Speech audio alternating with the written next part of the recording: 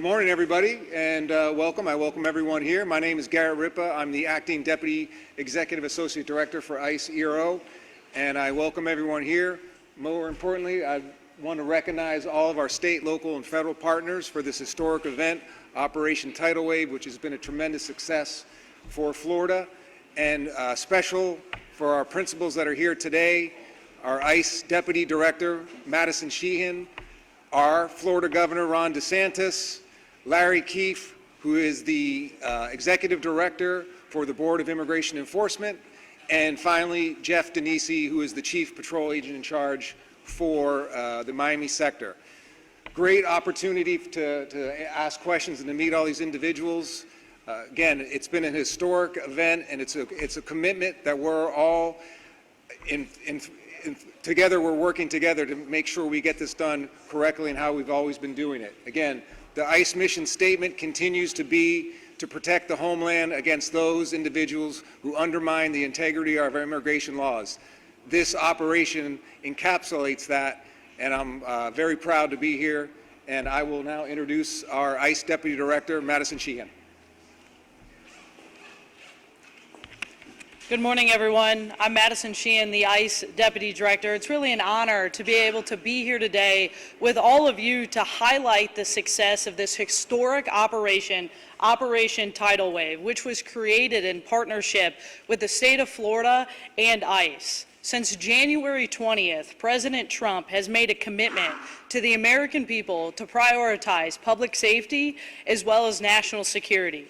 And everything we do at ICE is to prioritize those things. And this operation really is a historic marker of success that was made possible because of the partnership with the state of Florida, allowing us to activate our 287G officers and activating over 250 local and state law enforcement as well as National Guard to assist our federal partners. And I want to thank Governor DeSantis for his commitment to be able to put this operation on for the last week. And together we are able to conduct over 1,100 arrests and remove several violent gang members from the communities here in Florida. Operation Tidal Wave is truly a first of its kind operation, utilizing 287G resources, integrating with the state and local law enforcement to assist in the day-to-day ICE mission. While this may be the first 287G operation of its kind, thanks to the governor, it's not going to be the last. President Trump, Secretary Noem, and ICE are committed to these large-scale operations to be able to keep our communities safe, because we will not stop until our American families and everyday Americans are safe in their own communities, because we have zero tolerance for criminal, illegal aliens.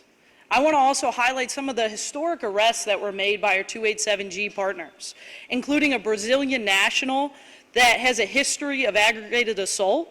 We have a Mexican national taken into custody whose history includes kidnapping. And we also have Colombian nationals who were convicted of murder that we were able to take off of the street thanks to the men and women of ICE, our federal partners, as well as our state and local officers who dedicate themselves every single day to keeping the American people and the people of Florida safe.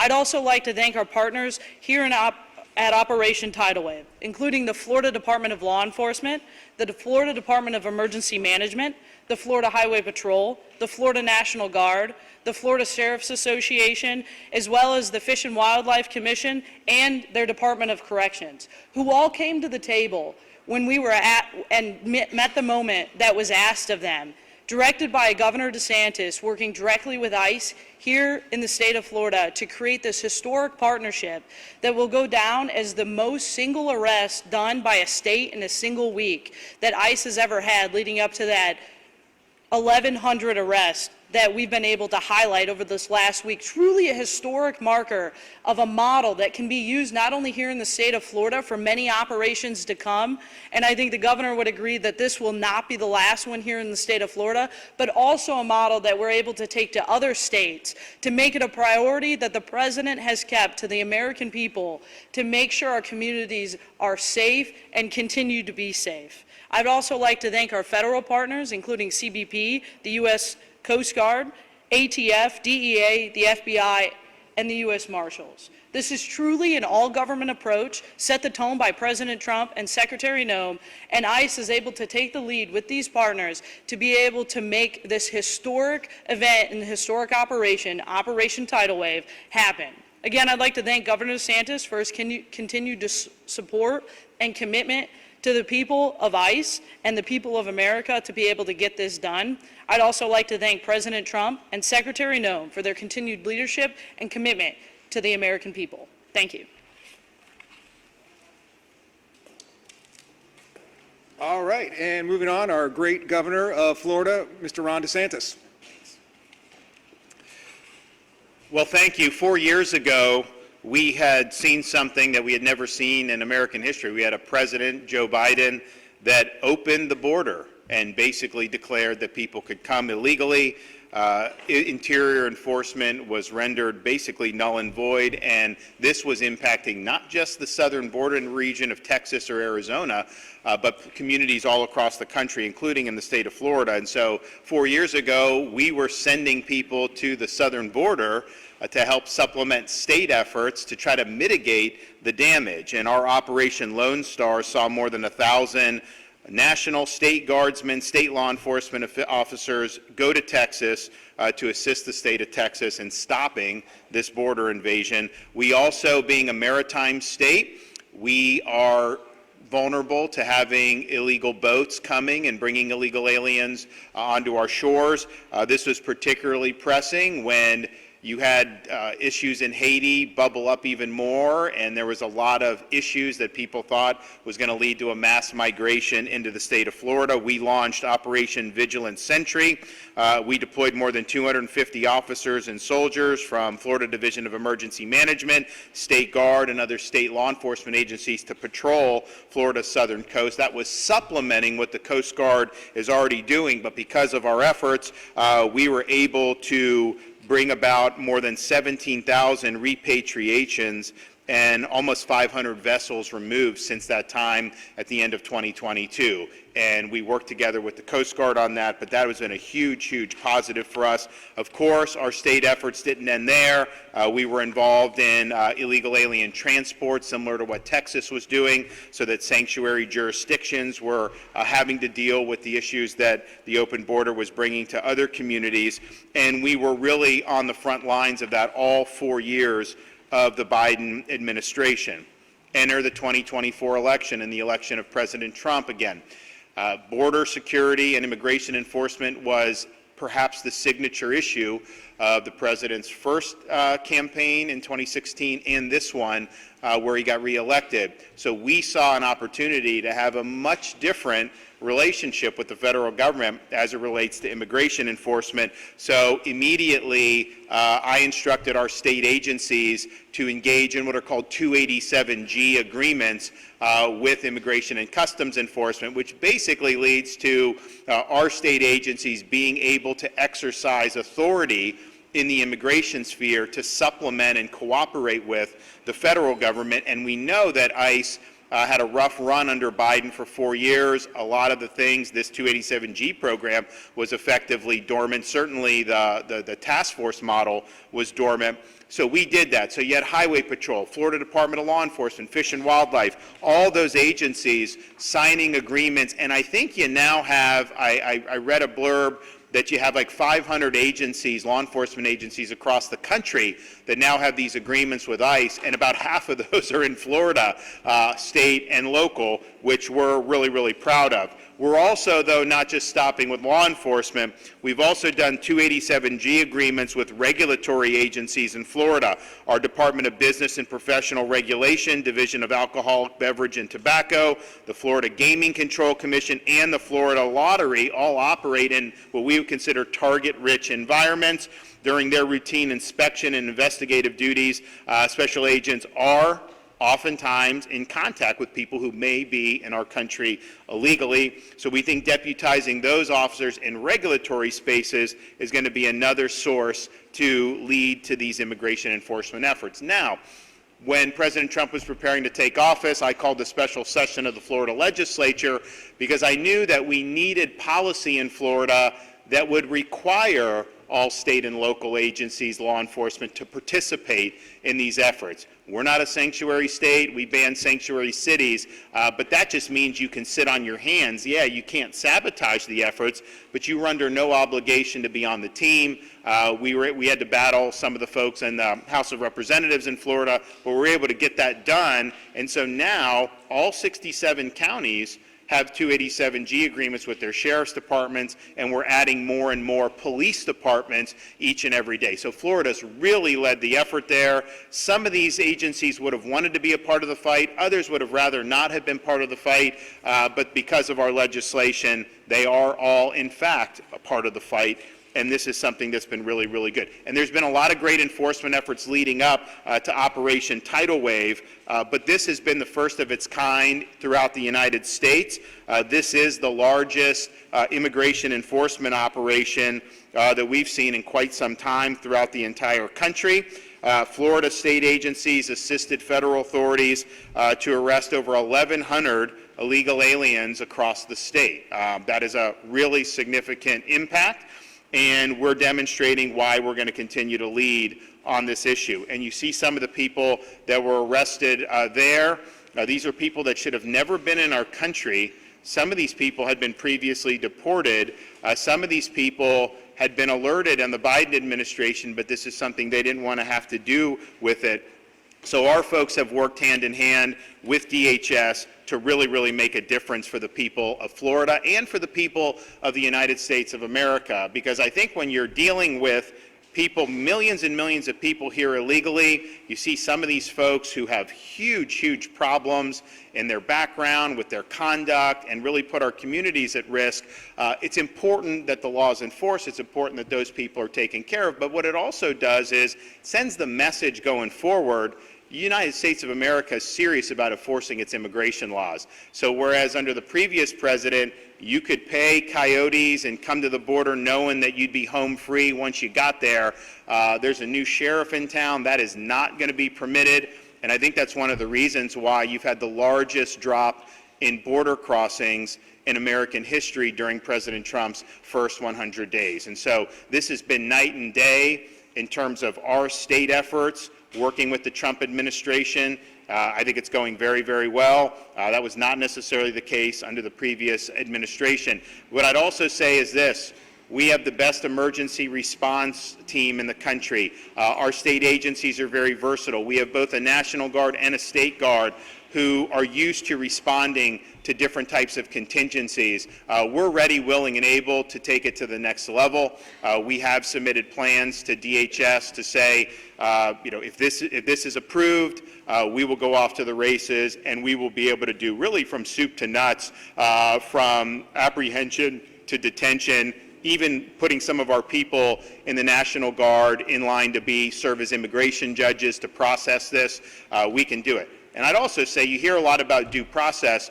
We have tens of thousands of illegal aliens in Florida at a minimum that have already been issued final orders of removal, and there's hundreds of thousands of them throughout the United States of America. So they've had a lot of process. They've been ordered to be removed. They have not complied with those removal orders, and that's a very, very high priority for our state efforts to continue to identify those individuals and make sure that they're returned to their country of origin. So I want to thank the federal agencies that have really led the way. It's been a welcome change here in the state of Florida, and also thank all of our state and local partners who worked really, really hard for this operation, but have been doing this now for many months, and we're proud to have been the first state out of the gate. But we view this as just the beginning. We think that the best is still yet to come. So thanks for everyone that's been involved. Thank you, Governor DeSantis. Thank you for his support and his vision. I'd now like to introduce Larry Keefe, who is the Executive Director for the State Board of Immigration Enforcement. Thank you, Garrett. Thank you. Good morning. The first thing I want to do is follow Governor DeSantis with thanks to our federal partners. Thanks to our federal partners for placing their trust in us. Thanks to our federal partners for reposing their confidence in us to be one of what is the first of its kind partnership in the mass deportation immigration enforcement setting. We are very grateful for that.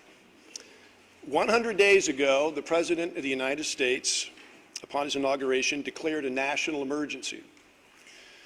He ordered, and when I say you all, I mean my federal partners here in this room, he ordered you all to secure our borders, and he ordered you all to deport over 15 million illegal aliens who had invaded our country and infiltrated our communities. And I say this vicariously proudly for you all. I used to be with the Department of Justice, so I have some federal DNA that still runs through me. I am so proud that you all, our federal partners, in about 7 weeks, effectively, functionally secured our national borders and restored our national sovereignty. Yesterday, I saw President Trump presiding over a cabinet meeting where Secretary Noem took it out several decimal points that as of yesterday at least, the border is 99.99, and maybe she went on for some more, but effectively secured. So job well done, and it's an honor to be your partner. But, and by the way, I should mention, I spent some time on the Texas border, and over 60% of the folks, the illegal aliens that invaded this country were headed to Florida. So a special thank you from Florida to President Trump and Secretary Noem for that great accomplishment of securing our border. But the transition and focus now is on what I understand to be the largest deportation campaign in American history. Millions and millions of people embedded, illegal aliens embedded in the heart of our country, and that is a huge task and a huge undertaking for any organization. What a lot of people don't know, given the size and the power and the authority of the federal government, that when it comes to law enforcement, federal law enforcement is really only about 15% of all the law enforcement in this country. 85% of the everyday regular law enforcement in this country is at the state and local level. In order for the federal government to carry out its mass deportation mission, it absolutely has to have not just the kind of passive, yeah, we're with you, support and assistance, but direct engagement, leaning forward, ready to assist, hand in hand. Our governor in Florida recognized that within a week, I think, Governor, of President Trump's inauguration, and called the special session of the Florida legislature, where everybody in Florida combined, the legislature, the governor, all the members of the cabinet, said, we are lockstep with you, Mr. President. We are there 100%, every bit of the way, leaning forward, 287G, the whole works. So to leave my thanks for my federal partners at the moment right now, thank you for reposing your trust and confidence in us. And Florida looks forward to being the bellwether, the blueprint, the prototype of how state and locals work with their federal partners to make things happen and get things done in all settings, but in this instance, the mass deportation setting. Let me turn now to something I don't do often enough, and that is to thank my Florida state and local colleagues, some of whom are standing behind me, but not all of them are. And some say that familiarity breeds forgetfulness in who matters to you and who to be grateful for. So I want to express my gratitude to them and all they've done to make this happen and will continue to do to make this happen. About 3 months ago, when I began my efforts toward this project, I went to Washington, D.C., and I spoke with one of the senior leaders at DHS named David Venturella, and I told him unabashedly that Florida is going to do absolutely whatever it must do to be the best state partner for President Trump and Secretary Noem in this endeavor. Shortly after that, the state and all of our state agencies came to Miami, where there's the greatest concentration of the DHS folks that are really calling the shots of what happens in Florida. And we met with them, and we didn't just meet with them and leave and go back to Tallahassee and other places. We embedded with them at the Joint Intelligence Operations Center and formed real relationships. And we have continued through representative state law enforcement agencies to be there in that federal space, breathing the same air, arm in arm, sitting next to each other, doing all the things you need to do to go about finding, sorting, detaining, and deporting illegal aliens, especially those that are residing in the state of Florida. These are real, authentic relationships, federal, state, and local working together in one physical place. Imagine it in the 21st century, post-COVID. They are very well underway in their efforts in terms of understanding Florida's capabilities and capacities, all the tools that the state of Florida has to bring to the mission. And I would say that, as you all can tell from Governor DeSantis and his approach, Not just are we there passively offering tools, we want to get in and do the work. And so Florida is also offering solutions. You heard the governor mention some of them with regard to detention and transportation, all involved in this process. There are two individuals that have a very key role in scaling this up, where this blueprint can be taken to other states from Florida. And that we have with us behind me today, Director Kevin Guthrie of the Division of Emergency Management and General John Haas of the Florida National Guard, in terms of the mass movements of people. After they have been found, after they have been detained, there's lots of movements, there's lots of needs for housing, lots of logistics complexities that would make Amazon delivery or Federal Express blush. They are amazing in their skills, and they're offering those. So I want to say a quick thank you to my my state partners once again, my state colleagues, for being chosen, for being trusted, and for making Florida proud. As I bring it in for landing here, my perspectives on Operation Tidal Wave is I'm so enthusiastic, so excited, I'm not surprised. I knew it would be a success. Our federal partners are amazing. The state leaned in on it, and those numbers are wonderful, and they're great. But quite frankly, my perspective is that Operation Tidal Wave, at least that 1 week of it that's occurred already, our first op, so to speak, was a warm-up, was a test run, was just to kind of see how things played out after all those months of working and planning. I see it as just that. It is not going to be just a succession of surges and operations and press conferences. This is going to be a sustained, persistent effort. And these relationships that I've gone on and on about today prove themselves in the heat of battle, and I'm so glad for that. But it's just a warm-up. The greatest obstacle that I perceive in this whole space right now is lawfare. It is the weaponization of the judiciary, and it is things other than the mission itself, things unrelated to finding, sorting, detaining, and deporting. That is the greatest obstacle to slow down momentum for those who want to obstruct this process, and it is essential that there be strong leadership. It takes a unique type of leader in this type of environment, a leader that is bold, a leader that is decisive, a leader that is resolute, and a leader that is, and leaders plural, who are undaunted in the face of this weaponized judiciary and lawfare. And we absolutely have that. The stars have aligned. It's a perfect storm of goodness with President Trump, Secretary Noem, and Governor DeSantis. They are the right leaders at the right place at the right time.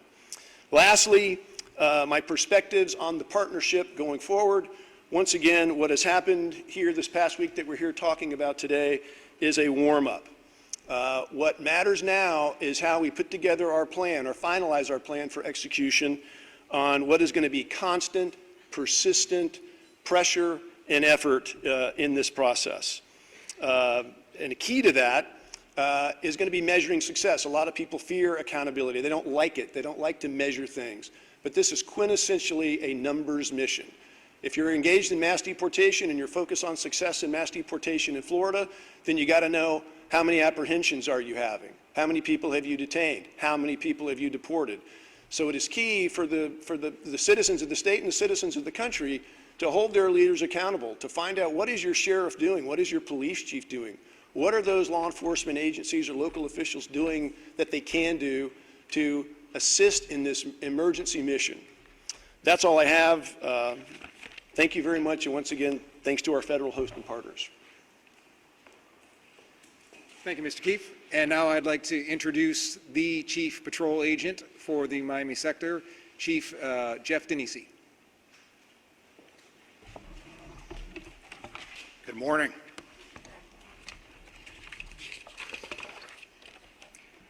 I want to begin by thanking Governor DeSantis and the Florida state law enforcement partners and military partners, and the Florida sheriffs for leading the charge across the nation in immigration enforcement. It's because of your unwavering partnership, the first iteration of Operation Tidal Wave was a resounding success. In the simplest of terms, border security is national security. The maritime border environment surrounding the state of Florida is being exploited every day by foreign terrorist organizations, such as Tren de Agua and MS-13. These criminal organizations are attempting to smuggle people and narcotics, which pose a significant danger to our nation. To combat this threat, the law enforcement agencies of the Department of Homeland Security within the state of Florida employ a defense-in-depth posture. The first layer of enforcement is the seamless coordination between the United States Coast Guard and CBP Air and Marine operations. Their tireless efforts in the maritime detection and interdiction set the foundation for our success. Our DHS maritime partners are strengthened by the expertise and commitment of the Florida Fish and Wildlife Conservation Commission and the Florida sheriffs in the coastal communities. The vital intelligence and operational space generated by the maritime interdiction partners allows the U.S. Border Patrol and the CBP Office of Field Operations to focus their efforts on the ingress and egress smuggling routes. These routes are utilized by those attempting to circumvent the Homeland Security laws. It is in this environment that the Florida Highway Patrol, National Guard, and Fish and Wildlife Conservation Commission and our local sheriffs are invaluable partners. They work shoulder to shoulder with our agents and officers to ensure the integrity of our shores, our marinas, our ports, and our roadways. This unified front sends a very clear message. Florida's coast will not be a haven for foreign terrorist organizations. The final layer of DHS enforcement belongs to our ICE partners, with ERO removal operations and Homeland Security investigations. They're responsible for disrupting and dismantling foreign terrorist organizations by targeting criminal individuals. During this operation, ICE, in collaboration with FDLE, FBI, DEA, ATF, and the CBP Special Response Team, focused their efforts on the apprehension of illegal aliens with final orders. It gives me great pride and pleasure to highlight some of the criminal aliens on the display boards that you see here that our agents and officers work together to remove from our Florida communities. While on patrol in Jupiter, Florida, Border Patrol agents and Highway Patrol troopers arrested Alejandro Flores. He's an illegal alien from Mexico. Flores is an aggravated felon with criminal convictions for alien smuggling. Flores is being prosecuted for re-entry after deportation and will swiftly be deported after serving his sentence. In another event during this operation, Border Patrol agents and Polk County Sheriff's deputies collaborated to arrest Geller Orobio, an illegal alien from Colombia, after his release from a local detention facility. Orobio served a sentence for residential breaking and entering and has prior charges for re-entry after deportation and is a confirmed South American theft group member. Orobio is being prosecuted for re-entry after deportation and will be deported. To those that violate our immigration laws and undermine our national security, the message is clear. We will locate you, prosecute you, and deport you. The success of Operation Tidal Wave sends an unwavering message. Our collaborative efforts are making Florida an inhospitable environment for criminals to operate. We are committed to ensuring our Florida communities are safe and our nation is secure. On behalf of Customs and Border Protection, I extend my deepest appreciation to Governor DeSantis and our state and local law enforcement partners.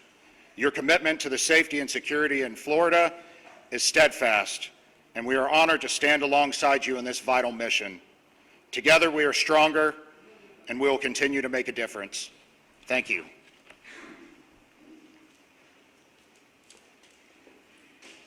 Thank you, Chief Denisi. That will conclude the presentation portion.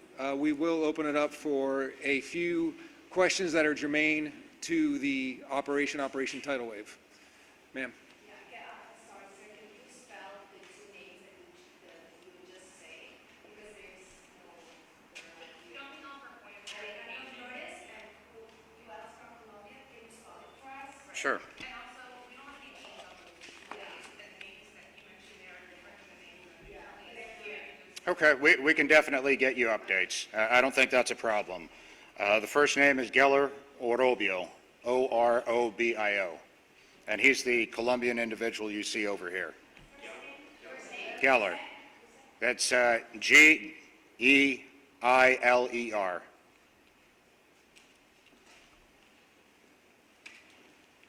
Folks, can you please say your name and your news organization, please? Sir. Julio Rosas with Wave Media. Two questions for the governor. So as predicted, with operating highways and similar law enforcement efforts here in the state, immigration attorneys, immigration advocates are saying that operations like this are basically racial profiling against Latinos. I just wanted to see what your response is to that. And then the second question is, the executive director touched on it with the welfare. Do you have any concerns that with the lawsuits happening and federal injunctions, that sure you can arrest all these people, but getting them out seems to be kind of not so much of a done deal. So do you have concerns that federal injunctions and lawsuits can hinder this kind of? Of course. I mean, I think we've seen it. You know, on the one hand, Biden opened the border. You'd have states like Texas do legislation to say, okay, we'll enforce federal law. And the courts would say, oh, no, it's the province of the federal government. And so they have a right and supremacy to not take care that the laws are faithfully. It'd be one thing if the state was going against what the law is, then you could say supremacy. So it basically neutered the states. Now we're in a situation where the federal government is enforcing the law, and the courts are saying, well, no, you really can't do that. People need to have, you know, some O.J. Simpson type trial before they can be deported. It's nuts. And it's a heads they win, tails we lose for the country, to where people come in unimpeded and it's virtually impossible for them to go. I think the president has a statutory authority to do this. I also think he's got Article 2 constitutional authority to do this. But I think what we've seen is they will find judges who just want to throw sand in the gears. And that's been true across their efforts, not even limited to the immigration space. So I anticipate that that will likely continue. Ultimately, though, you know, the U.S. Supreme Court can end this charade. They've had opportunities to do it, and they haven't been willing to do it.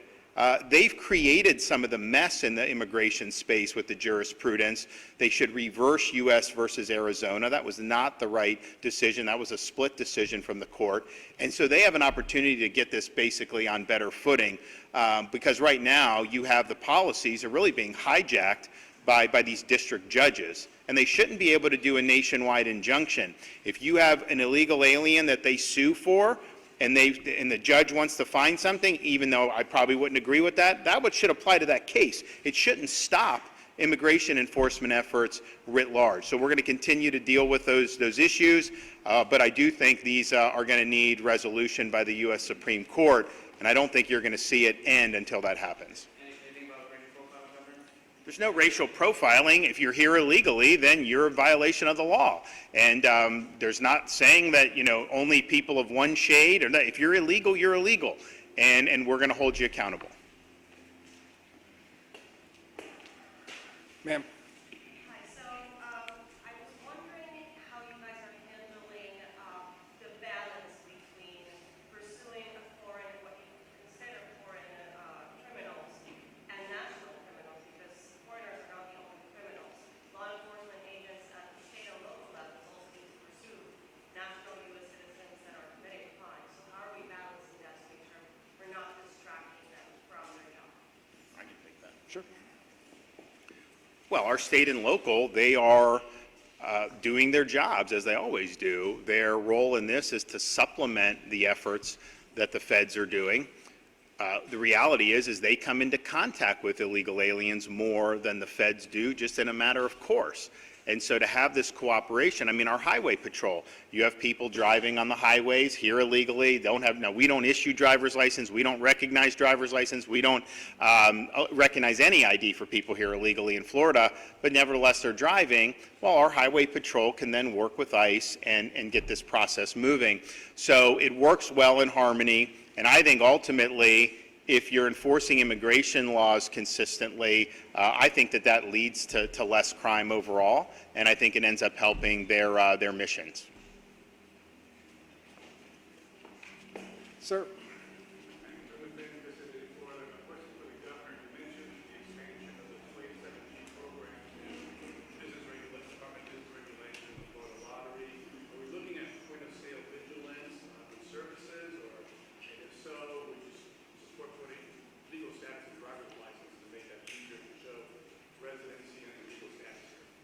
So I think that remains to be seen how they're exactly going to do it. I think that these folks are involved in areas where they're likely going to be able to add value to what ICE and DHS are doing. So I think just stay tuned and see how that unfolds. Ma'am?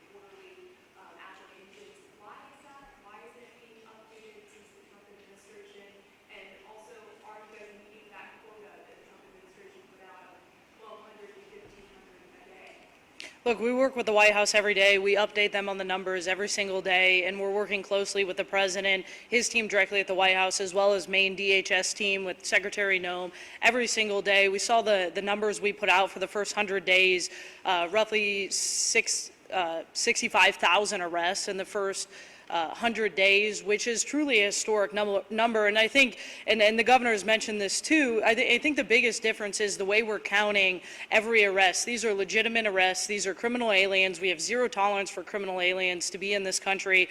And we're making sure that we're counting every arrest as accurate as possible. And we're not doing catch and release that you saw from the Biden administration, which shows a lot of skewed numbers of what you saw out of the previous administration. The president has zero tolerance for us to do anything wrong with the numbers. We are very clear in the stance of what we're counting as arrests, and we stand by our numbers. Why isn't it being updated monthly though, if it typically wasn't before? Look, we update the numbers as often as possible. The data comes into us every day. We're moving as quickly as possible to make sure President Trump, Secretary Noem have made it a priority to be more transparent than the previous administrations, and we are working to do that every day.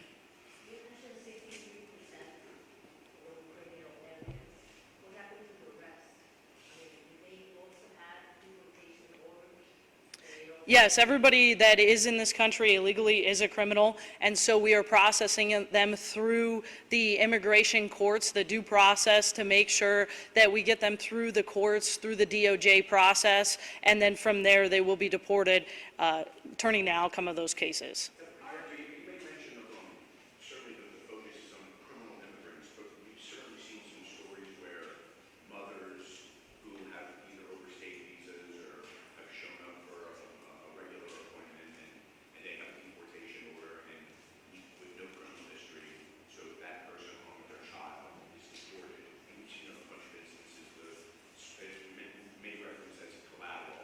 Can you speak to that, ma'am?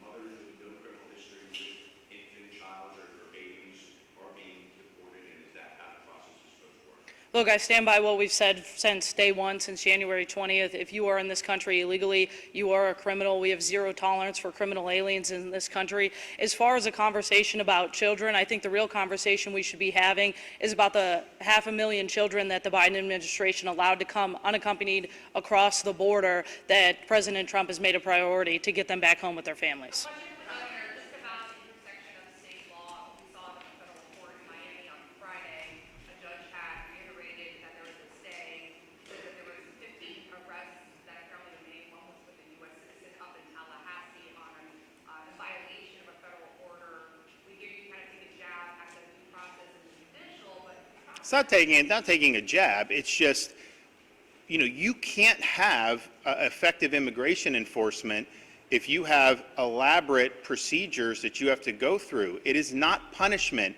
to be removed from this country. If you're going to be punished, then you get the full panoply of due process. But these are not punishments that are being rendered. It is just the consequence of being here illegally. Now, in terms of this judge, we are not at all surprised. We knew that they would go in and do that. The legislature structured that state law in a way that was different from Texas and some of the others that have run into problems. So we actually feel confident that we'll ultimately be vindicated on that. It should be a crime to enter the state of Florida illegally. We have police power to be able to do that. That does not undercut or interfere with federal efforts. In fact, if anything, that buttresses federal efforts. How are you guys planning to detain these people with the already existing capacity challenges in ICE detention centers? So on detention, if if we get the sign off from DHS, we can expand detention space very quickly in Florida. I mean, just think about it. I mean, you guys who are Florida-based, you know when we have hurricanes, we end up setting up locations for tens of thousands of linemen, right? Do that very, very quickly. So we have the capacity to set it up quickly, but we're not going to do that without the approval of the Department of Homeland Security. And I know they're working on exactly what they want to do after Tidal Wave. This is what they had focused on. So Kevin Guthrie, Division of Emergency Management, they can absolutely do that. And that could be potentially a short-term support for the lack of space that the feds may have. So we stand ready, willing, and able to help in that space. We stand ready, willing, and able to help in the immigration judge space. Because remember, I mean, not everyone may know because the way it's presented. These are not Article III judges.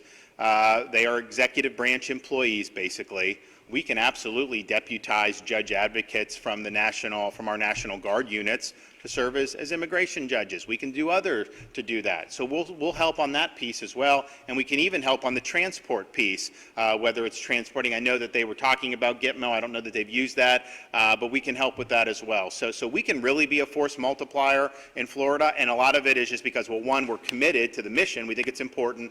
We know that there's tens of thousands of illegal aliens under deportation orders in this state alone. I've heard as much as 80,000. Maybe in the state of Florida who've already been ordered to be deported, but certainly it's tens of thousands. But we also have great muscle memory on how to handle quick emergency responses. So these things can happen very quickly. Our guys are very nimble. I mean, you know, you've seen hurricane responses, but you've also seen us rescue people from Israel. You've seen us evacuate and rescue people from Haiti. This is just what we do, and we stand ready and willing and able to help.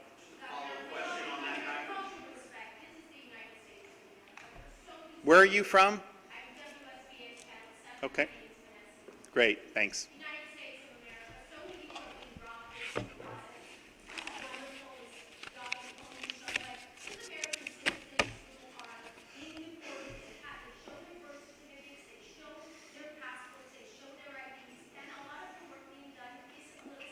Well, first of all, I'll let ICE handle that accusation that you're making, that they're deporting American citizens who are showing birth certificates and all that.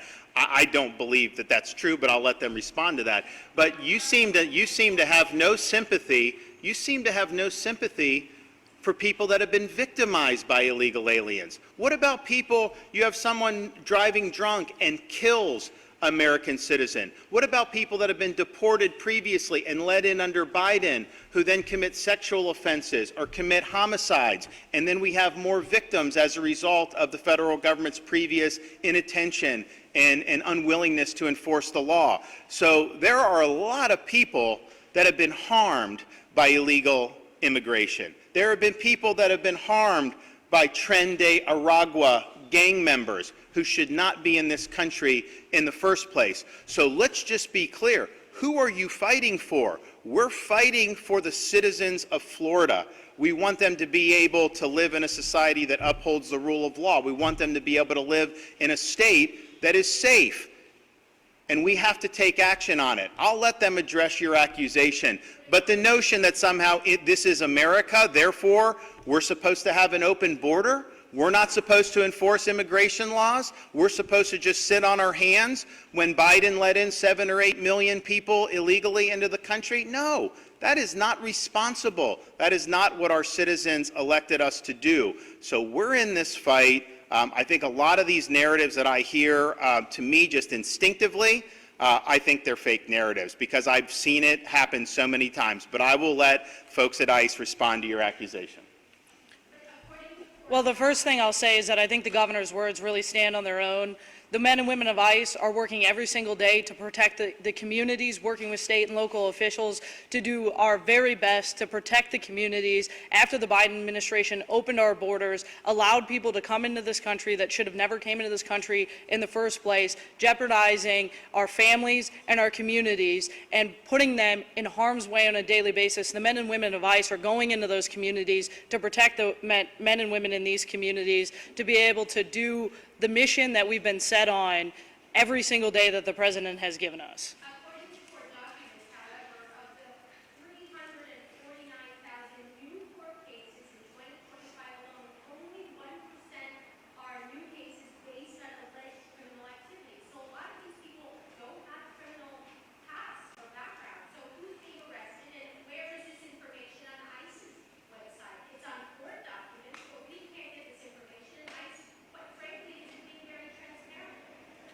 Look, I'll stand by the fact that if you're in this country illegally, you are a criminal. You will be deported. You will have the opportunity to be able to come back into this country through the correct immigration processes. We're working through those every single day, but our #1 goal is to keep the American people safe from the criminals that are walking in this country that should have never been let through in the first place.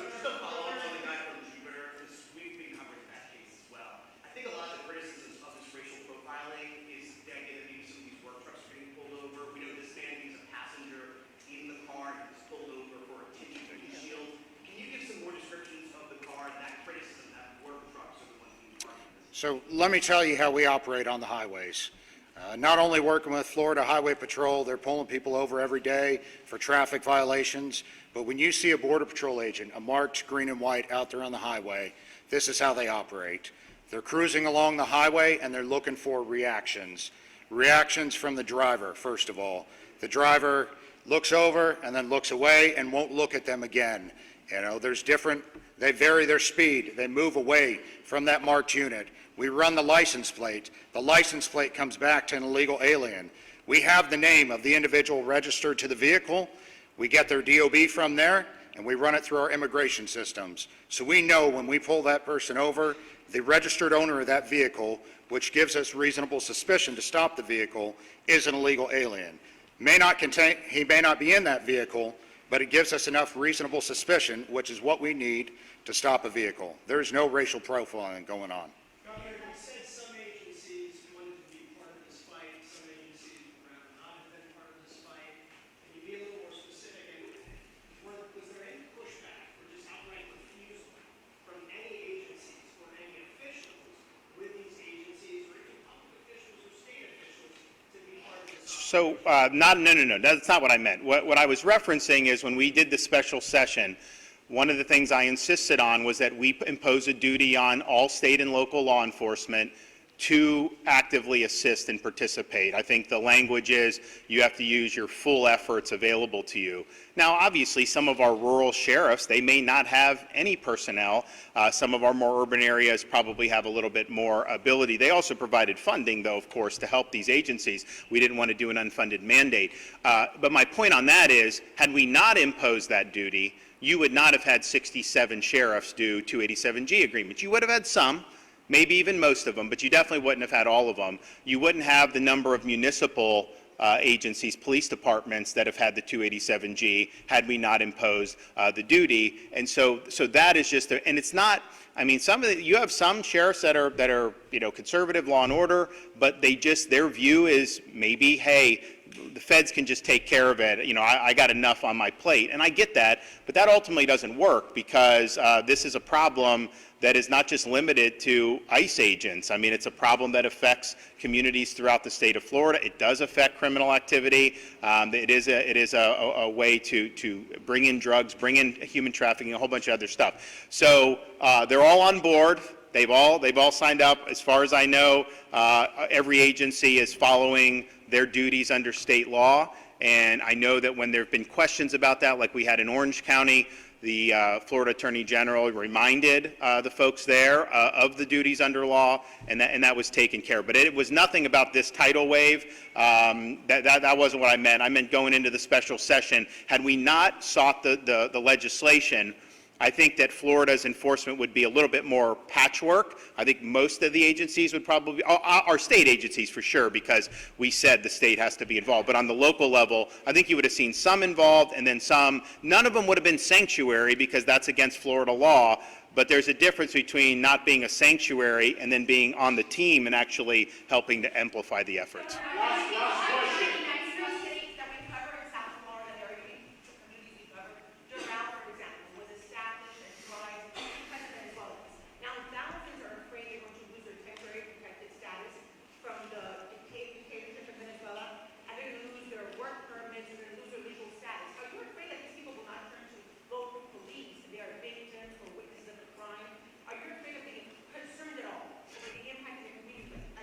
So the TPS issue is obviously something that the administration will respond to, but I'm not concerned about not seeking support if there's criminal activity. But I will tell you this, because I know Doral very well, and we have a lot of great friends there, and actually got a lot of support there over the years.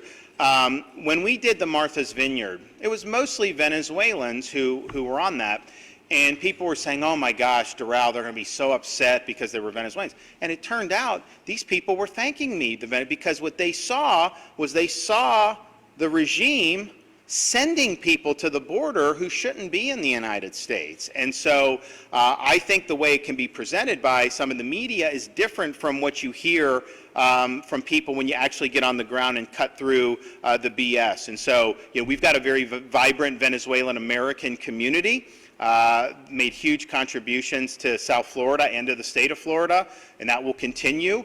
But at the same time, I mean, some of these gang members, some of the people that have come in with Maduro, pushing them out of prisons and stuff, we don't want those folks in Doral. We don't want those folks in South Florida.